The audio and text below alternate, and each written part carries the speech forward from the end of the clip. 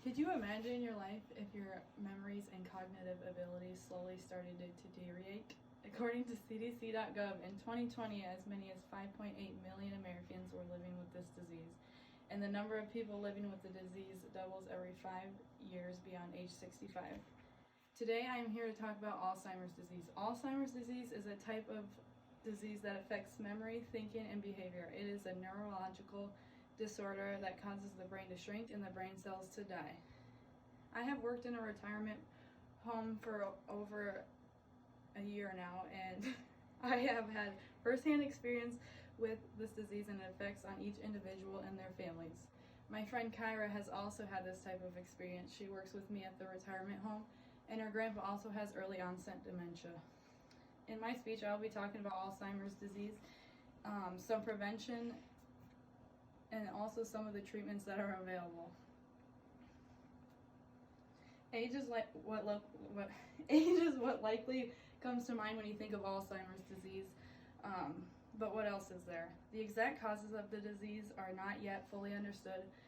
The basic levels are that the brain proteins fail to function normally. This disrupts the work of the brain neurons and then triggers a series of toxic events. The neurons are damaged and they lose connection to each other and they eventually die.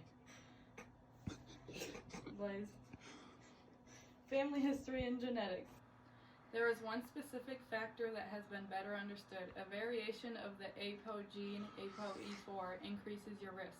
25 to 30% of the population carry this allele, but not everyone with this variation develops the disease.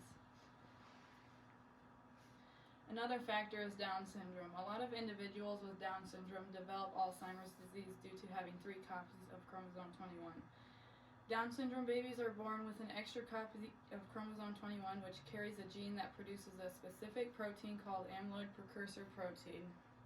Too much of this protein leads to a buildup of protein clumps called beta amyloid plaques in the brain. The presence of beta amyloid plaques is one of the hallmarks of Alzheimer's disease. Signs and symptoms with people with Down syndrome tend to appear 10 to 20 years earlier than normal. Now that we have discussed some of the risk factors, let's move on to some of the preventions.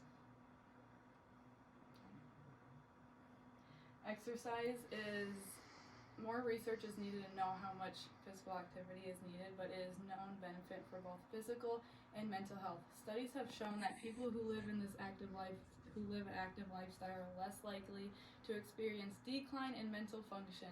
It also helps with risk factors that are associated with Alzheimer's disease, such as depression and obesity. 150 minutes a week is recommended.